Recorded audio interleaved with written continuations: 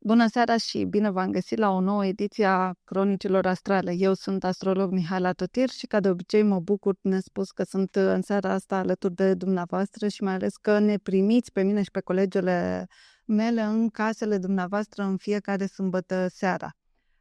Aș vrea să îi mulțumesc întregii echipe până la urmă care stă în spatele acestei emisiuni și aș vrea să îi mulțumesc în special colegei mele, Daniela Țăpurdea, care a făcut o ediție fantastică, ediția de săptămâna trecută și de fapt care nu este în sine o ediție despre horoscop, ci este un adevărat curs despre gradele sabiene și mai mult despre aspectele care ne pot guverna următorii vreo 7 ani, aș spune. Așa că vă invit să ascultați și să reascultați cel puțin partea de început. Asta dacă sunteți curioși, de exemplu, să descoperiți mai mult din tainele astrologiei. Au fost multe evenimente în săptămâna anterioară. Săptămâna aceasta, respectiv 14-20 iulie, este o săptămână un pic mai liniștită, nu foarte liniștită, dar în comparație cu tumultul săptămânii trecute, putem să spunem că este o săptămână un pic mai așezată, o săptămână care ne invită de altfel la reflexie. Avem multe planete retrograde în săptămâna 14-20 iulie. Vom simți cu toții din plin acest lucru și o să povestesc puțin mai în detaliu despre planetele retrograde, dar nu înainte de a aminti aspectele majore ale acestei săptămâni. V-am zis deja că nu sunt multe, așa că vom începe cu un aspect foarte important care se întâmplă între Marte și Nodul Sud, care se mai cheamă și Karma, o știm noi în astrologie. Cele două planete, să spunem cu jumătate de gură, Marte este planetă, Nodul Sud este un punct virtual.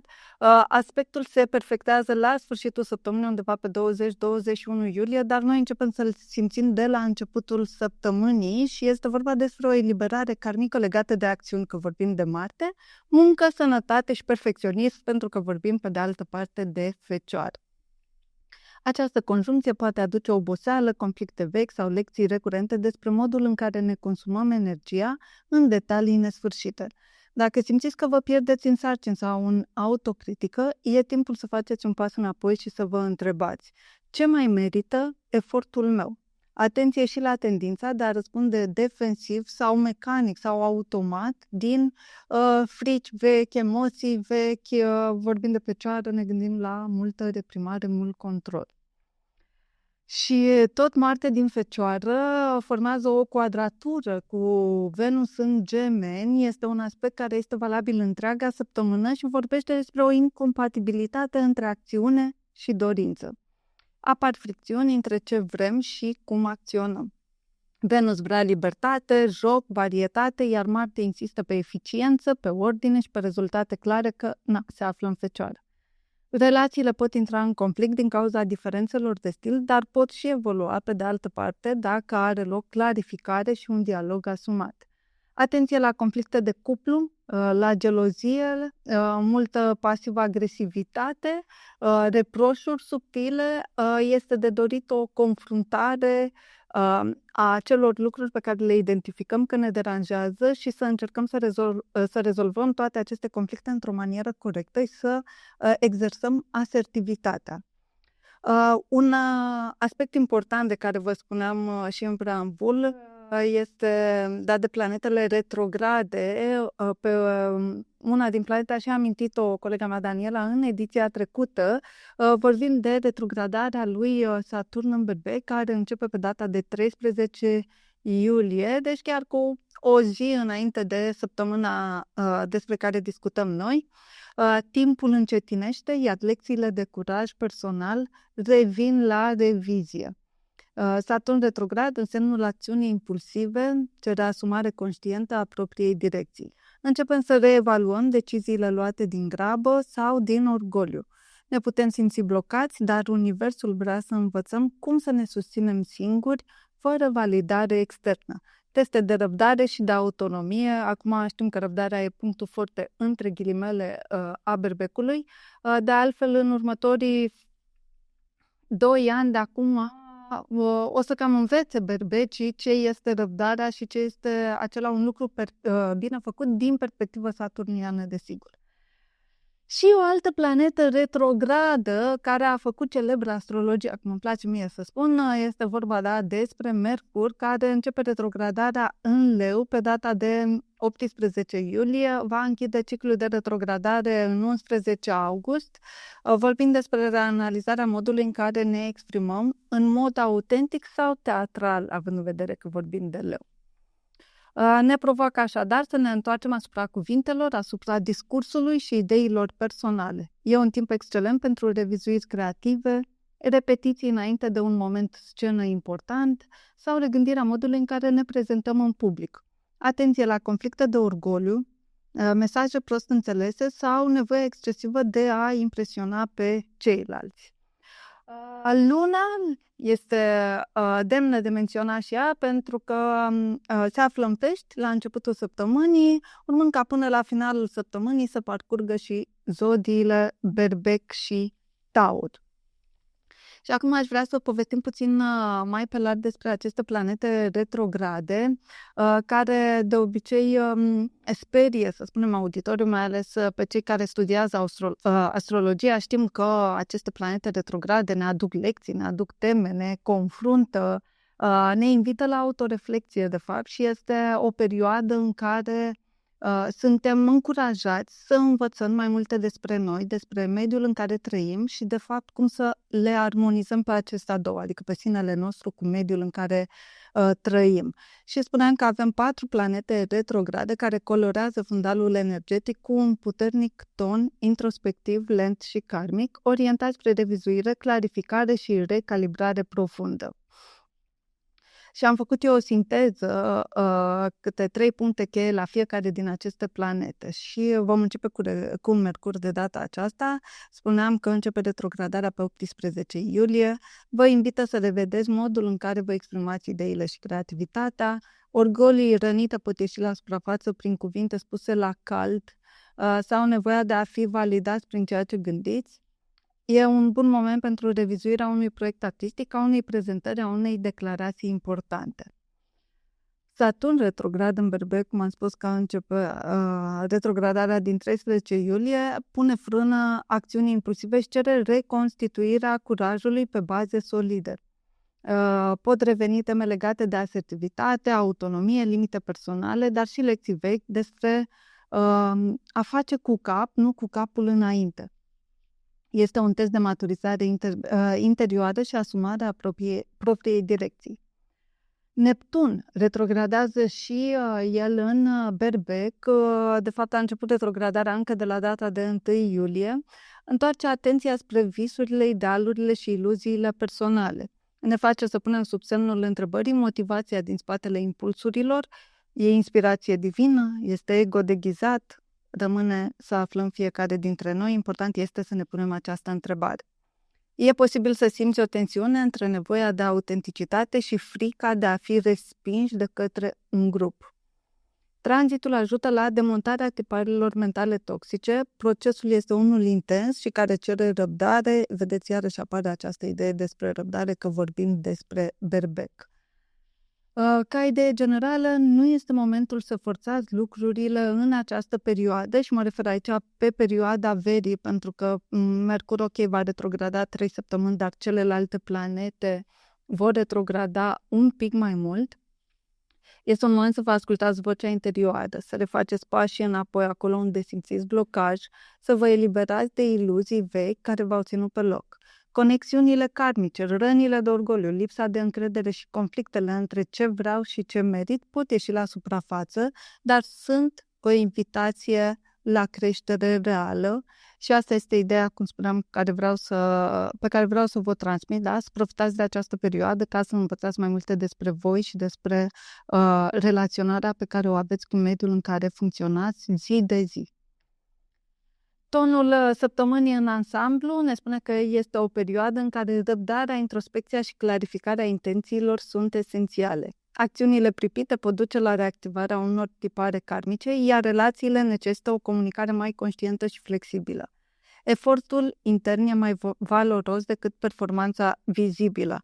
Și îndrăznesc să subliniez aici că, cel puțin în următoarele săptămâni, 14-20 iulie și 21-28 iulie, cât Marte va fi foarte strâns, în relație strânsă cu Nodul Sud, răbdarea și tiparele acestea karmice vor fi mult scoase în evidență și e bine să practicați observația și mai puțină reactivitate în această perioadă, mai degrabă este nevoie de asumare.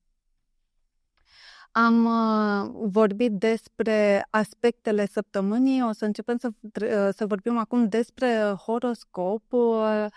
Vă reamintesc că începem cu ascendentul, da, adică cu bervecul, în cazul de față la noi, cu prima zodie.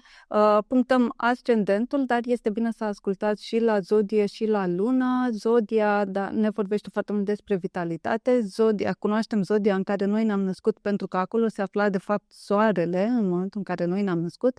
Așadar, nativii berbec sunt cei care au soarele în berbec, nativii taur cei care au soarele în taur și așa mai departe.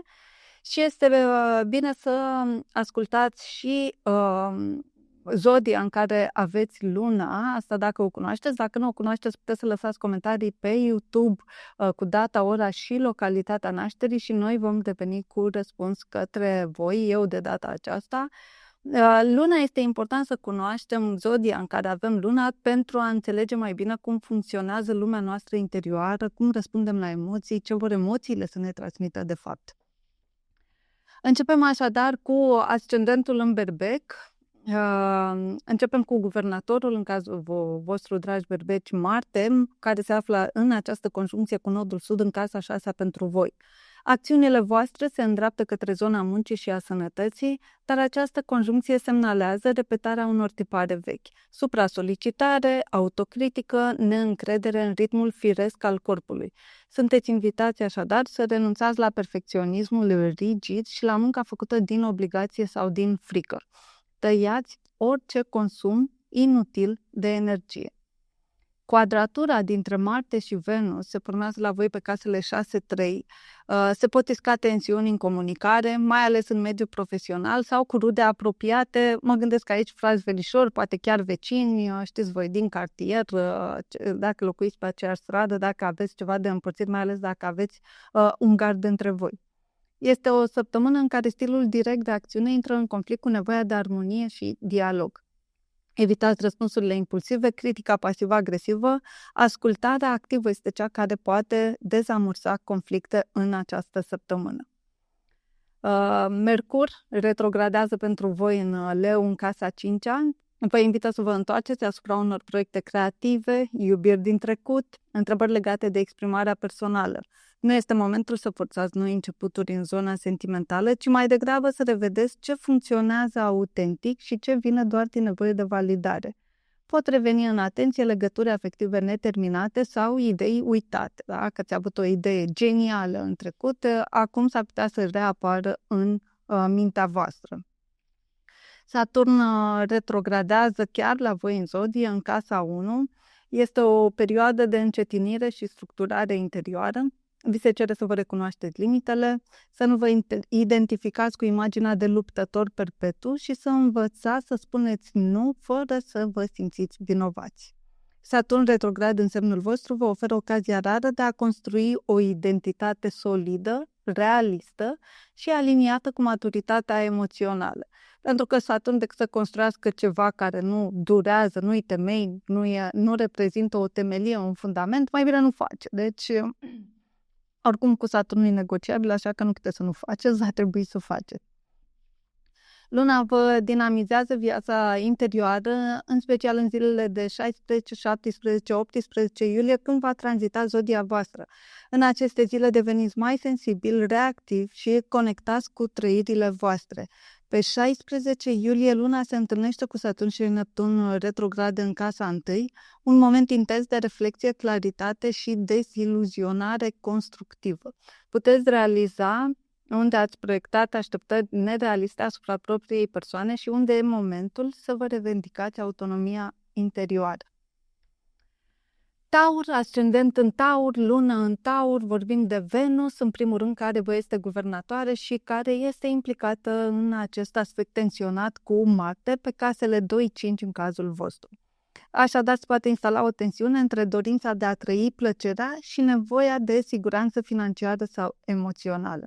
Investițiile în activități creative, romantice legate de copii pot aduce satisfacție, dar și un conflict interior. Merită sau nu merită?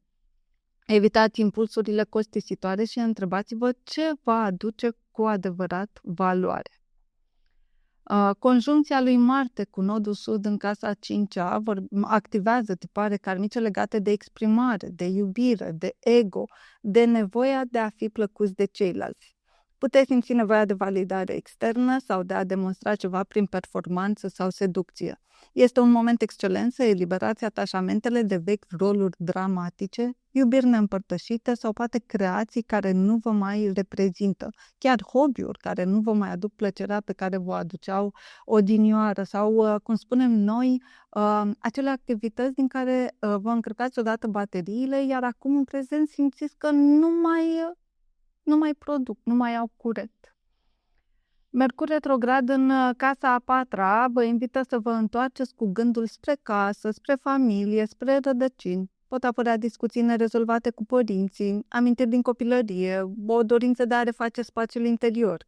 Este un moment bun pentru reflexie, pentru reorganizarea locuinței, pentru încheierea unui conflict vechi legat de apartenență. Evitați totuși deciziile radicale în ceea ce privește mutările sau tranzacțiile imobiliare. Saturn retrograd pentru voi este în casa a 12-a, este un tranzit subtil, dar important, care vă cere să vă confruntați cu fricile voastre inconștiente și cu mecanisme de autosabotare. Casa a 12 este și casa dușmanilor ascunși și puteți să identificați pe durata acestui tranzit ce anume din voi se transformă într-un dușman pentru viața voastră, adică ce anume vă conduce către autosabotare. Sigur, pot fi și relații, da, în care cineva manifestă sentimente negative față de voi și până acum să nu fi văzut, iar acum să identificați acest lucru și să decideți ce faceți cu relația respectivă. Timpul încetinește, iar realitatea interioară capătă greutate. Este un moment bun pentru terapie, pentru vindecare, pentru retragere, pentru clarificări, atenție la vise, iarăși la mesajele pe care le primiți prin vise, mai ales dacă sunt vise recurente. Toate pot contribui la această vindecare de care aveți nevoie. Teme de izolare, vinovăție, chiar sacrificiu pot fi aduse în conștiință, cum spuneam, pentru a fi eliberate. Luna vă dinamizează viața interioară în zilele de 19-20 iulie, când va tranzita zodia voastră. Aceste zile sunt intense emoțional, dar pot aduce și o încărcare energetică benefică. Simțiți mai acut nevoile voastre reale și aveți ocazia să vă conectați mai bine cu corpul și cu valorile personale. E un moment bun pentru decizii legate de relații, de siguranță, atât materială cât și afectivă. Am ajuns la Gemeni, ascendent în Gemeni, lună în Gemeni, Mercur retrograd în casa a 3-a pentru voi, dragi Gemeni. Este o perioadă de revizuire profundă a modului în care comunicați, gândiți și învățați. Pot reapărea conversații nerezolvate, situații din mediul apropiat sau decizii legate de studii, transport, frați, surori, vecini. Nu forțați lucrurile, ascultați mai mult decât vorbiți și refaceți pașii dacă simțiți confuzie sau tensiuni în dialog. Apropo de asta, cred că unul din cele mai importante lucruri pe care le aduce Mercur retrograd este că ne ajută pe toți să exersăm ascultarea activă care rezolvă jumătate de conflict, după părerea mea. Marte, în casa a 4-a, în quadratură cu Venus, casa 1, poate exista un conflict între nevoia de siguranță și liniște în plan familial și dorința de afirmare personală, plăcere imediată. S-ar putea să simțiți o presiune emoțională acasă sau să vă enervați din cauza unor diferențe de valori. Aveți grijă cum vă exprimați, orgoliul rănit poate duce la reacții impulsive. conjuncția dintre Marte și nodul sud, pe de altă parte, care se formează în casa a patra, vă întoarce spre tipare vechi de reacție și reactivitate emoțională, cel mai adesea legate de familie, copilărie, poate atașamentele formate în copilărie și care nu mai sunt în beneficiul vostru. Puteți resimți o oboseală afectivă, o criză de răbdare în raport cu aceste dinamici repetitive, modele preluate din familie. Este timpul totuși să eliberați toate aceste emoții reprimate și să rupeți acest cerc al repetitivității. Saturn retrogradează în casa 11 pentru voi. Este o invitație să reevaluați tot ce înseamnă prietenii, anturaje, cercuri de influență, proiecte de viitor, apartenența la grupuri. Poate fi o perioadă în care simțiți că nu mai rezonați cu cercurile din care faceți parte sau în care visurile voastre se cer reformulate. Visuri, planuri de viitor, idealuri, o cauză în care voi credeți. Saturn aici vă îndeamnă să fiți realiști și să fiți selectivi cu oamenii și planurile în care investiți energie. Luna se plimbă între casele 10-12, emoțiile se mută de la nevoia de recunoaștere profesională la reflexie profundă, încheieri interioare, mai ales când ajungem în casa a 12-a. Finalul săptămânii poate aduce vise intense, clarificări subtile și nevoia de retragere pentru a vă încărca sufletește. Nu ignorați ce simțiți, chiar dacă nu puteți explica totul logic, bazați-vă pe intuiție, mai ales la finalul săptămânii, cum am spus. Am ajuns la Rac, ascendent în Rac, lună în Rac, soare în Rac. Vom începe cu luna pentru voi, dragi raci, care parcurge casele 9-11. Deci putem spune că pe parcursul săptămânii viitoare emoțiile voastre se deplasează de la căutarea de sens și orizonturi noi spre afirmare socială și carieră, culminând cu nevoia de conexiune și validare în cadrul unui grup de lucru. Finalul de săptămână este potrivit pentru a revizui proiectele voastre de viitor și relațiile sociale cu o atenție sporită la ce vă hrănește emoțional și ce vă obosește. Mercur retrograd este în casa a doua pentru voi. Este un moment în care să reevaluați valorile, finanțele, încrederea în sine, stima de sine, valoarea personală. Poate fi necesar să reveniți asupra unor decizii financiare, să renegociați un acord sau să vă întrebați dacă modul în care vă exprimați valoarea personală este în armonie cu cine sunteți. Adică dacă vă vindeți pe cât considerați că meritați, cu alte cuvinte. Evitați totuși cheltuielile impulsive și amânați deciziile majore legate de bani. Quadratura Marte-Venus pe casele 3-12 ne spune că poate exista o tensiune între ce spuneți și ce simțiți, între gândirea rațională și dorințele afective inconștiente. Vă puteți exprima frustrările mai ușor decât de obicei, dar există totuși riscul de a răni pe cineva fără intenție. Este important să traduceți corect ce simțiți în interior înainte de a pune în cuvinte. Marte, în conjuncție cu nodul sud pe casa a treia, reactivează tipare de comunicare karmice. Poate aveți tendința de a vorbi defensiv, de a vă impune punctul de vedere sau de a evita anumite discuții pe care le considerați dificile. Acum este un moment potrivit pentru a elibera vechi moduri de a reacționa în dialog și a învăța să ascultați activ și cu empatie. Retrogradarea lui Saturn se întâmplă la voi pe casa a 10-a și vorbește despre o perioadă de reevaluare a drumului profesional, a poziției sociale și a modului în care vă asumați autoritatea. Poate simțiți că trebuie să dovediți ceva sau că statutul vostru este testat. Saturn vă cere să vă redefiniți ambițiile în acord cu maturitatea interioară și să nu mai urmați un drum doar din obligație sau din nevoia de recunoaștere. Leu, ascendent în Leu, lună în Leu, soarele în casa 12-a. În această săptămână este ultima săptămână în care aveți soarele în casa 12-a, dragi lei. Așadar, este o perioadă de retragere, de introspecție, de refacere interioară. Poate simțiți nevoia să vă detașați de zgomotul din jur și să vă conectați mai profund cu emoțiile și gândurile voastre subtile. Evitați expunerea excesivă, nici măcar vouă nu vă face bine în această perioadă. Nu forțați lucrurile, este o săptămână ideală pentru asta mai mult cu voi înșivă, pentru a vă asculta intuiția, vocea interioară, a vă odihni și a lăsa lucrurile să se așeze în ritmul lor. Mercur retrogradează la voi acasă, în casa întâi. E momentul să revedeți modul în care vă exprimați și prezentați în lume. Pot apărea regrete legate de cuvinte spuse sau poate nespuse, iar imaginea de sine trece printr-un proces de clarificare. Este un moment bun pentru reevaluarea stilului personal, a mesajului pe care îl transmiteți și a autenticității voastre în interacțiuni. Marte în quadratură cu Venus pe casele 2-11, Marte în 2, Venus în casa 11, tensiune între resursele personale și dorințele sau așteptările venite din partea unui grup sau unui prieten apropiat.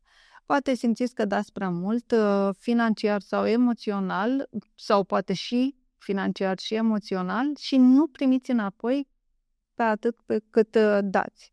Atenție la cheltuieli impulsive sau la conflicte legate de bani, colaborări sau recunoaștere în cadrul unui colectiv.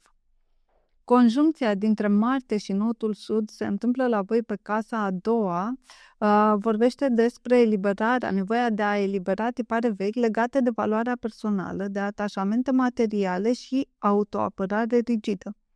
Posibil să apară situații care vă reactivează nesiguranța legată de bani sau de merit personal. Lecția?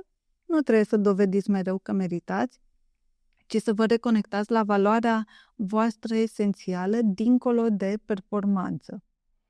Retrogradarea lui Saturn se întâmplă pe casa a noua.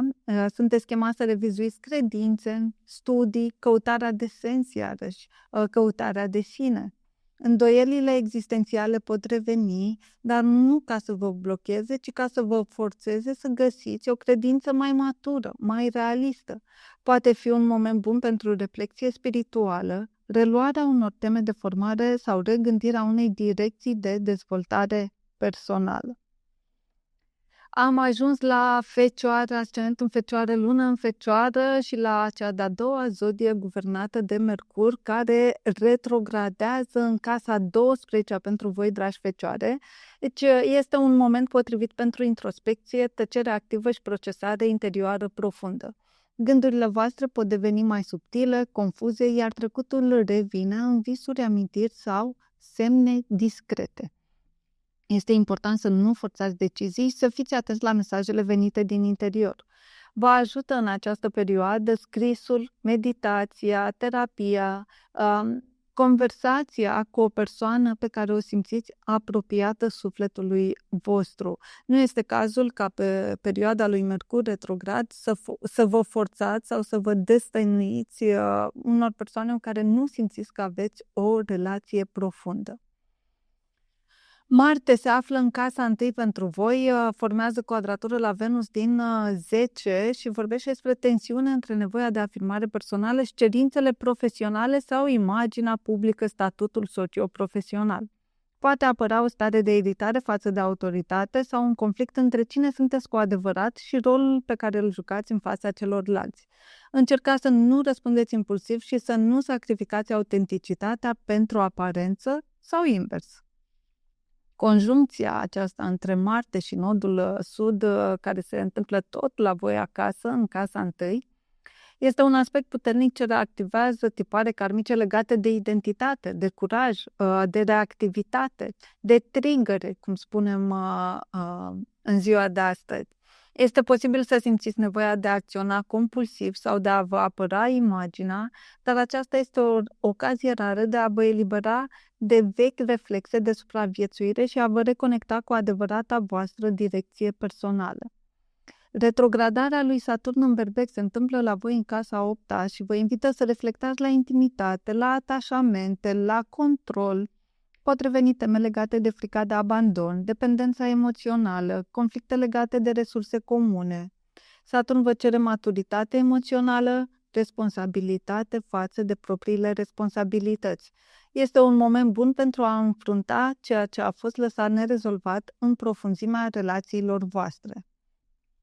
Luna se plimbă între casele 7 și 9, vorbește așadar despre emoții, despre relații și parteneriate importante, despre reflexia asupra vulnerabilității. Spuneam că se va întâlni cu Saturn și cu Neptun retrograd în casa 8 pentru voi, culminând cu o deschidere spre orizonturi noi și spre căutarea unui sens. Mă rog, voi oricum îl tot căutați de ceva vreme, doar că trebuie să mai reglați câteva detalii așa cum vă stă în fire. Finalul săptămânii aduce inspirație, revelații și o nevoie autentică de reconectare cu misiunea voastră cea mai înaltă. Am ajuns la balanță, ascendent în balanță, lună în balanță. Dacă vorbim de balanță, vorbim despre Venus. Balanța este cea de-a doua zodie guvernată de Venus, care se află în acest aspect tensionat cu Marte pe casele 9-12. Sigur, dacă vorbim de quadratură, e clar că vorbim de tensiune. În cazul vostru este vorba despre o tensiune subtilă, Marte aflându-se în casa 12-a, este subtilă, dar profundă, între emoții reprimate și nevoia de explorare, expansiune sau de sens și semnificație. Vă puteți simți blocați între o teamă inconștientă de a nu vă arăta vulnerabilitatea și dorința de a ieși din zona de confort. Este important să nu vă idealizați visurile, dar nici să nu le abandonați de frică. Deci cumva se întâmplă în interiorul vostru niște negocieri puternice referitoare la deciziile pe care le aveți de făcut în perioada următoare. Conjuncția dintre Marte și nodul sud, care se întâmplă în casa 12-a, poate aduce epuizare, retragere, reactivarea unor frici vechi și tipare de autosabotare. Dacă vă simțiți secătuiți de energie sau iritați fără motiv, întrebați-vă ce parte din voi fuge de confruntare. Marte în casa 12 acum nu este cel mai curajos, să spunem așa. De fapt, curaj are, doar că are nevoie de să și-l adune puțin înainte să treacă la acțiune. Este un moment ideal pentru vindecare, pentru introspecție, iertare și renunțarea la bagajele emoționale din trecut. Mercur retrogradează pentru voi în casa 11-a. Este o perioadă în care revizuiți relațiile de prietenie, proiectele colective, visurile și planurile de viitor. Pot apărea reconectări cu persoane din trecut sau o nevoie de a regândi scopul în care vă investiți energia socială.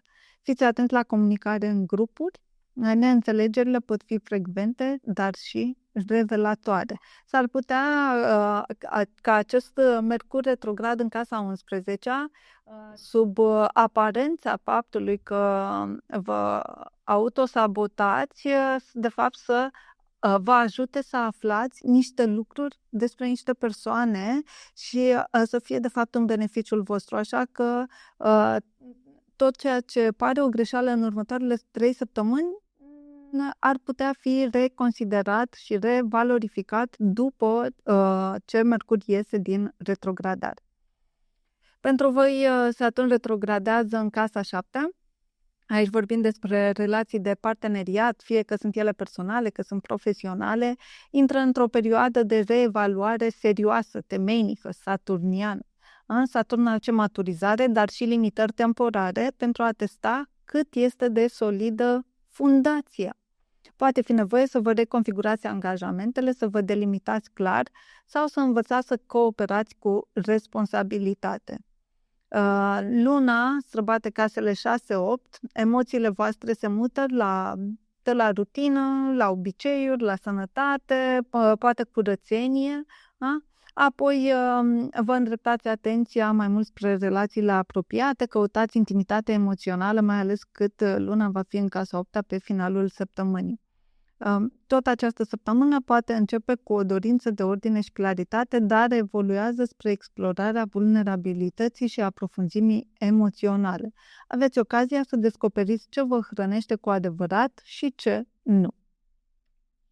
Am ajuns la Scorpion, iată și aici vorbim despre Marte, care se află în quadratură cu Venus, spuneam că este unul din aspectele importante ale săptămânii. În cazul vostru se întâmplă pe casele 11-8. Casa 8 este iarăși un domeniu care vorbește despre intimitate, așadar Și aici vorbim despre o tensiune care se instalează între nevoia de afirmare în grupuri sau proiecte colective și nevoia de conexiune profundă, emoțională și chiar sexuală. Atenție, poate recrutați pe cineva din grupul de prieteni să experimentați această conexiune. Este una din posibilități în această săptămână. Pot apărea conflicte de interese în cadrul unui parteneriat sau o dilemă între implicarea socială și tot felul de atașamente emoționale intense.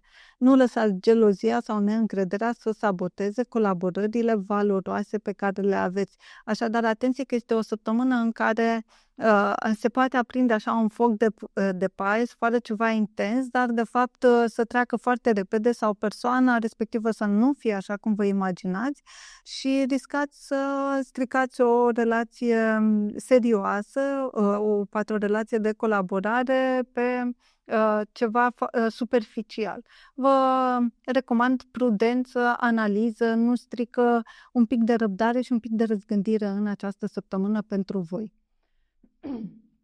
Marte se află și el în casa 11-a alături de nodul sud. Acest aspect aduce în prim plan, cum am spus, tipare karmice, în cazul vostru sunt legate de grupuri, prieteni și scopuri colective.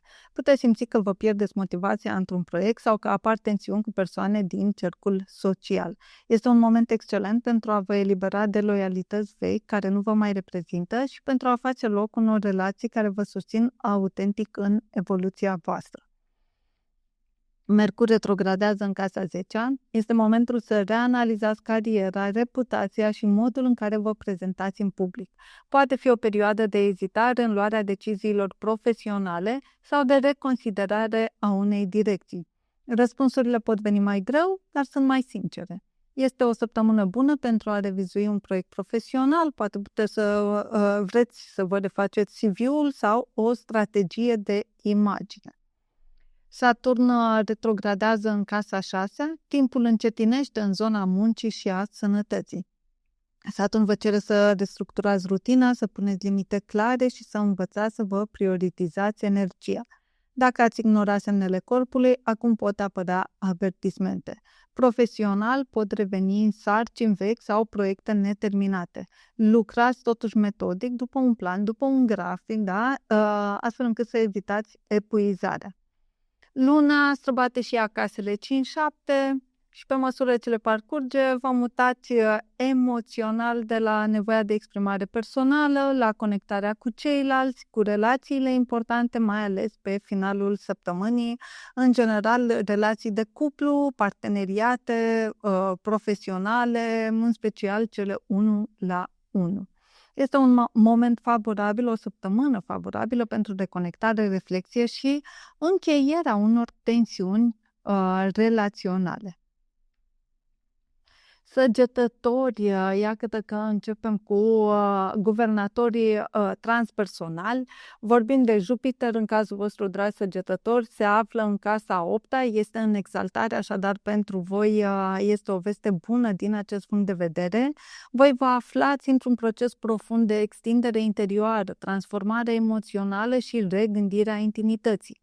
Jupiter vă poate aduce sprijin în chestiuni financiare comune, moșteniri sau vă oferă oportunitatea de a vindeca frici vechi legate de pierdere, de control, de vulnerabilitate, oricum ar fi, transformare în vederea extinderii, expansiunii. Nu veți avea de ales în următorul an de zile decât să creșteți. Iată, asta am și scris aici, crește nevoia de profunzime și onestitate totală în relații. Voi spuneți lucrurilor pe nume, începeți, da? Să spuneți, aveți la dispoziție un an de zile să faceți acest lucru. Marte în casa 10-a, în quadratură la Venus în casa 7-a, vorbește despre tensiuni între viața profesională și parteneriate. Poate fi vorba de un conflict de agendă, orgoliu sau priorități. Un partener poate simți că vă dedicați prea mult muncii în timp ce cariera cere și ea rezultate de la voi. Este important să nu vă impuneți voința cu forța și să găsiți o formă de cooperare reală, nu doar un compromis. Asta ca să poată fi susținut pe termen lung. Conjuncția dintre nodul sud și Marte, care se întâmplă tot în casa 10-a, vorbește despre un moment karmic în această zonă profesională. Se reactivează lecții vechi legate de afirmare socială, control, imagine publică. Poate apărea o criză de direcție, senzația că un drum profesional nu vă mai reprezintă. Este timpul să renunțați la modele învechite de succes și să regăsiți vocația în autenticitate, nu în validare externă. Mercur retrogradează în casa nouă, este o casă care vă aparține de altfel, pe care o guvernați. Aici poate fi vorba de gândurile voastre care se reîntorc spre convingeri, studii, spiritualitate, călătorii. Este posibil să revizuiți o credință personală sau să reluați o temă legată de educație sau de orientare în viață. Amâna semnarea unor acte legale, înscrierile sau planificările de călătorii. Notați totuși ce idei vă vin în minte. Este un moment bun pentru a vă recalibra din punct de vedere mental, filozofic, de discurs interior, iarăși, de valori proprii care vă reprezintă. Totuși, nu vă recomand să luați decizii în această privință în perioada lui Mercur retrograd. Vă recomand, în schimb, să notați toate aceste idei, pentru că, deși o idee pare ceva wow în momentul în care ea apare în mintea voastră, veți constata peste 3 săptămâni că face parte, de fapt, dintr-un puzzle, da? O să vă tot vină idei, iar la sfârșitul acestei perioade veți putea identifica o imagine de ansamblu pe care să o folosiți de altfel în activitatea voastră. Saturn retrogradează în Berbec în casa a 5-a, vă cere să reevaluați modul în care iubiți, creați și vă exprimați personal. Poate aduce blocaje temporare în viața sentimentală, în relația cu copiii sau în exprimarea creativității. Dar aceste frâne sunt menite să vă învețe disciplina inimii, cum să fiți mai conștienți de ce dați, ce primiți și ce meritați.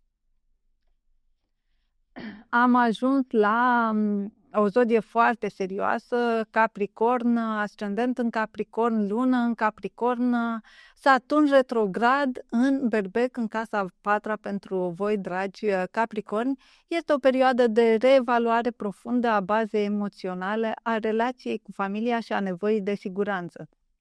Poate apărea o senzație de distanțare, de răceală sau presiune în mediul de acasă, dar această retragere e menită să vă ajute să reconstruiți structura interioară pe baze solide. Răbdarea cu voi este esențială în această perioadă. Marte formează quadratură la Venus pe casele 9-6, tensiunea apare între dorința de explorare, de libertate sau viziuni mari și cerințele cotidiene ale muncii sau sănătății. Așadar, voi s-ar putea să vreți mult, dar trebuie să verificați dacă aveți cu ce. Cam așa se traduce în cuvinte simple. E posibil să simțiți că rutina vă limitează, că poate aceste responsabilități pe care le aveți zi de zi vă împovărează sau vă solicită mult mai mult decât este cazul. Pot să apară iarăși conflicte de viziune în mediul profesional. Încercați să nu vă sabotați energia prin nemulțumiri nespuse. E nevoie de adaptare între ideal și real. Conjuncția dintre Marte și nodul sud în casa nouă vorbește despre un aspect karmic ce poate aduce crize de direcție spirituală, morală sau educațională. Educațională oricum este acum în vizorul clasei politice, deci cu toții o vom trăi într-o formă sau alta. Voi, dragi Capricorni, o veți trăi și la nivel personal. Poate simțiți că o credință veche nu mai funcționează sau că un plan legat de studii sau călătorii trebuie lăsat în urmă. Este timpul să vă eliberați de idei, de idealuri depășite pentru a face loc unei perspective noi, mai autentice. Atenție, posibil să apară un pic de durere în momentul în care vă eliberați de aceste idealuri la care ați muncit până acum, da? Pentru că sunteți totuși o zodie de pământ care creează atașamente față de propria creație. Asta nu înseamnă că nu este recomandat să o faceți, din contră, emoțiile trec și voi rămâneți cu faptele concrete și cu deciziile pe care le luați. Mercur pentru voi retrogradează în casa 8-a, vă invit așadar la o revizuire profundă a atașamentelor emoționale, iată că le-am specificat și mai devreme, financiare și chiar sexuale. Este un moment bun pentru introspecție, dar nu pentru decizii definitive legate de bani în comun, da, pe care aveți cu altcineva, poate cu partenerul de viață, poate cu un asociat, sau legături de dependență. Pot reveni gânduri legate de trecut, de pierderi, de frici, dar totul are un rol de clarificare și vindecare. Din punct de vedere al lunii, săptămâna începe cu o nevoie de comunicare, socializare, mișcare, dar treptat vă mutați către dorința de siguranță emoțională și exprimare personală, asta pentru că luna parcurge casele 3-5. Finalul săptămânii vă conectează cu inima voastră. Ce vă aduce bucurie, cum iubiți și cum creați dintr-un spațiu autentic. Este o perioadă bună pentru reconectare cu pasiunile uitate. Vărsător, ascendent lună în Vărsător, Saturn în Berbec retrograd în casa a treia pentru voi, dragi vărsători, vă confruntați cu o reevaluare a modului în care gândiți, comunicați și învățați. Saturn aduce încetinire în procesele mentale și cere mai multă disciplină în exprimare. Pot apărea frustrări în conversații, blocaje, mai ales în relațiile cu rudele, cu frații, cu surorile, cu vecinii, cu oameni cu care ați avut relații destul de apropiate, dar negociabile. Este o perioadă bună pentru a învăța să puneți limite clare în dialog și să ascultați cu adevărat. Marte se află în casa 8-a pentru voi, formează conjuncție la nodul sud, ceea ce spune că se reactivează în această săptămână tipare vechi legate de control, de frica de abandon, de atașamente puternice. Este posibil să simțiți nevoia de a vă apăra sau de a păstra puterea într-o relație. Aceasta este însă un moment bun această săptămână pentru a elibera mecanisme vechi de suferință care vă țin blocați emoțional și mai ales că tot Marte din casa 8-a formează această quadratură la Venus din casa 5-a, apare și un conflict între nevoia de intimitate profundă și dorința de afirmare romantică, de libertate, de exprimare personală. Relațiile pasionale pot deveni tensionate dacă există diferențe de intensitate emoțională sau dacă una dintre părți cere mai multă profunzime decât este cealaltă pregătită să o ofere. Aveți grijă la impulsivitate în această perioadă, vă puteți folosi de detașarea care vă caracterizează în general, tocmai pentru a vă distanța cât este nevoie pentru a înțelege despre ce este conflictul, iar apoi să reveniți să confruntați în termeni pașnici. Retrogradarea lui Mercur din casa a 7-a vă invită pe voi, iată, să vă revizuiți și să vă clarificați parteneriatele.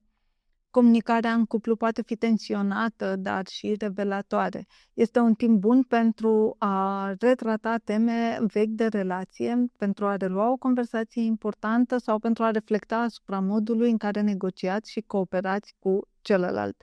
Amânați deciziile legate de contracte, dacă este posibil, desigur, dacă nu este posibil, vă recomand să citiți notele de subsol, să citiți cu atenție, să vă asigurați că toți termenii și condițiile sunt menționați în contracte și tot ce știți voi că este important, nu semnați până nu citiți de 2 ori cel puțin.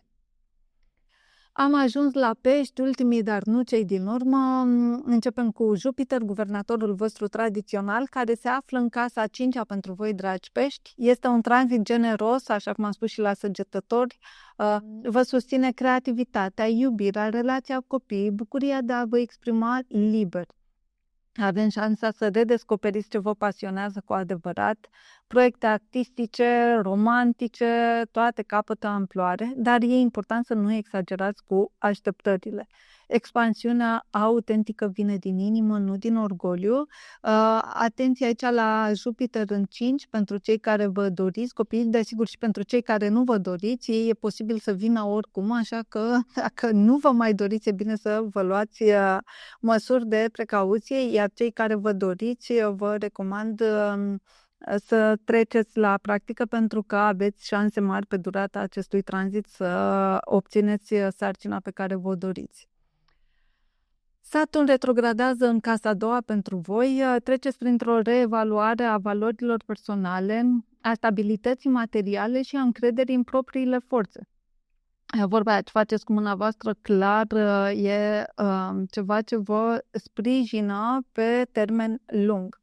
Saturn vă poate pune la încercare prin limitări financiare, frustrări legate de autosusținere, dar aceste teste au rolul de a vă învăța să construiți solid, cu răbdare și realism. Marte din casa a 7-a, în quadratură cu Venus, aflată în casa a 4-a, vorbește despre o tensiune între parteneriate și spațiul familial. Poate fi dificil să împărțiți energia între nevoile relației și cele de acasă. Conflictele pot izbucni dacă simțiți că nu sunteți sprijiniți sau înțeleși. Este important să evitați reacțiile impulsive și să căutați un echilibru între angajament și apartenență. Tot conjuncția dintre Marte, ea cât e implicat în multe aspecte, și nodul sud în casa a 7-a pentru voi, vorbește despre relațiile apropiate care devin un teren karmic activ.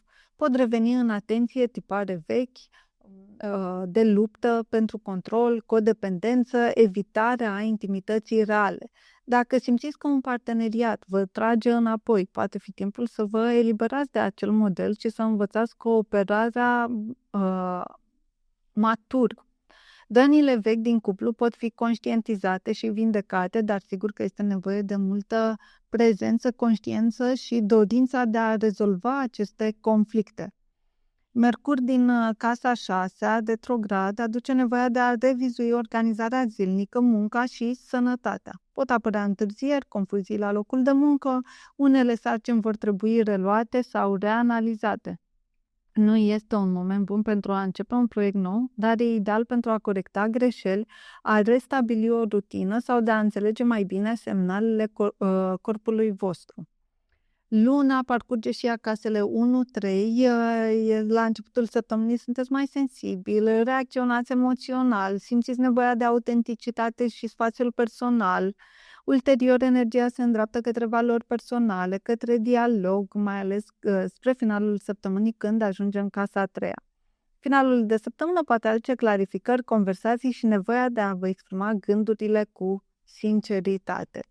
Eu vă mulțumesc pentru atenție. Acesta a fost horoscopul pentru săptămâna 14-20 iulie. Vă mulțumesc pentru atenție, aștept comentariile, distribuirile voastre, orice tip de feedback doriți să ne lăsați, noi luăm în calcul și în edițiile viitoare vom reveni cu ceea ce vă doriți. Vă mulțumesc pentru atenție și vă doresc o săptămână foarte bună!